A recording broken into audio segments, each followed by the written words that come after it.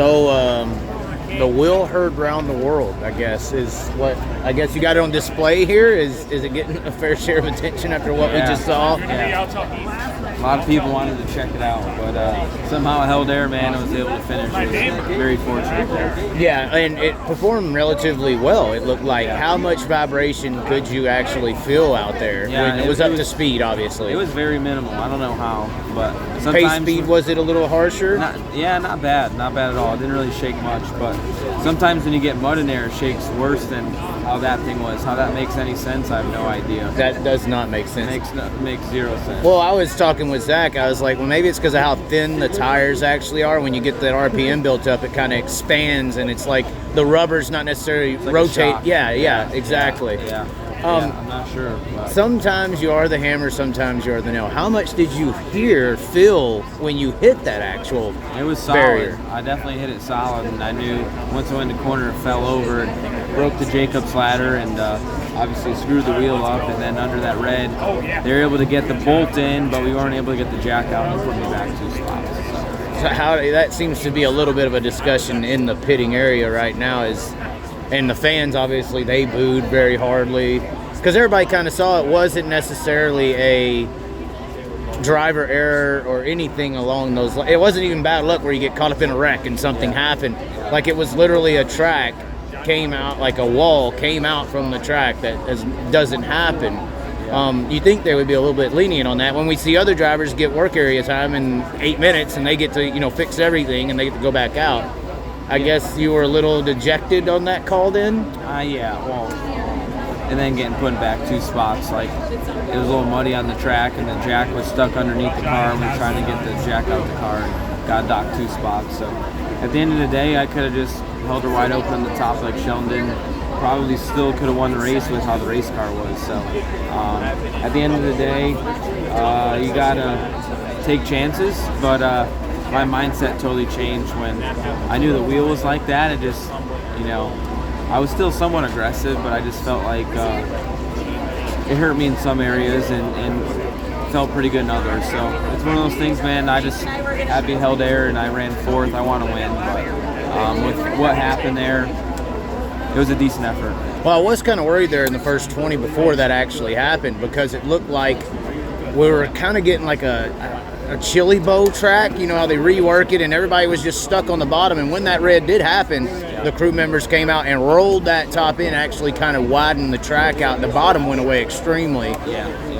Even though the red hurt you, it seemed like it did help the ability for you to make moves and pass people. Yeah, I think the track opened up there in the last 10 or 12 laps, and then there's some real stuff happening there. But yeah, I think they worked the track, and it kind of stayed longer than it did the rest of the week. I felt like it did about the same amount of work, and it just stayed around a little longer. It's cooler today, so you just never know. But you don't want to just a rubber down racetrack, so got to rework it and see what happens there at the end. Well, obviously about 6 or 7 laps into racing it like this, once y'all did y'all's repairs, you kind of started to get back in race mode, like let's go, screw the tire.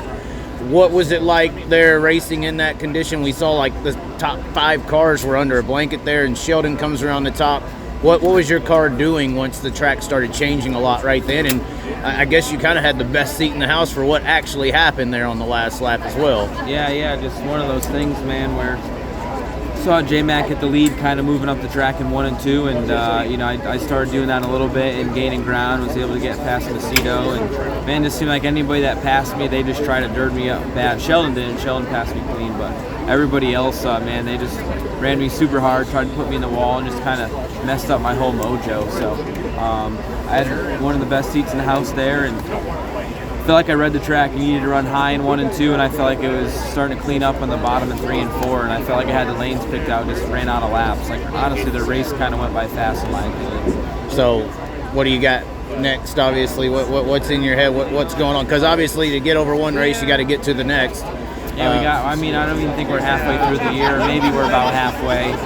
Time-wise, we're over halfway, but not race-wise. So. Well, and a lot of people don't know it. You do a lot of work on this stuff. You do the GoPros, and then I was just recently learning how you drive the T-shirt trailer up and down the road from track to track all alone. I need to be in the passenger seat with you or something. We got to make it. And a T-shirt trailer, and I got a girl that works on the weekends, and she goes home during the week and fulfill my online orders, and I do all that stuff behind the scenes. My wife is home in school and trying to be a nurse practitioner and working, so we're both busy people, and it keeps me going, and we're hungry and want to achieve great things in life. Well, I heard a deer hit the trailer, and now a wall hit the car. How bad is the luck gonna? It's got to turn around. I mean, Kings Road's coming up. You got some big races that you can kind of get your mojo back on too. Yeah, I mean, the first night we were 9th in points and missed a redraw by 1, and just little things like that, But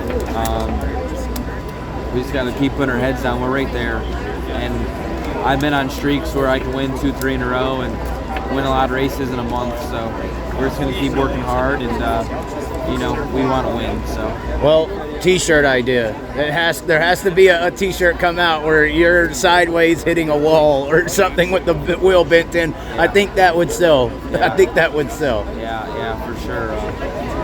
I got to get a good picture here in the light so we get to this. Right. All right. Well, bad luck, but good luck the rest of the way, and keep smiling. Yeah, I will. It's just you want to win the big ones. Yeah. Especially at the Husitz car at the Husitz track. Do you think that may have played a factor as to why they penalized y'all? They wanted to treat you harshly because they didn't want the Husitz car to get any kind of special treatment. I think they could easily been lenient and not docked in 2 spots, but I was counting down and out loud as when they told me 10 seconds, so I thought I was counting down accurately, and they said we were still working on the car, so it is what it is, and in my opinion, I think Houghton and us should have had new wheels put on and got our spots back, in my opinion. That would have been right, yeah. But, if NASCAR lets Ryan Blaney not secure the window net. Yeah, to me, it's such a unique circumstance, and the ball's in their court. The race director has the choice to choose that, and he decided to not do it, and it could go both ways, and if they did let us put a new tire on and stuff, and then it would maybe look bad that we got the firestorm. The Husitz car gets to change its tire. I think Logan should have had his spot back,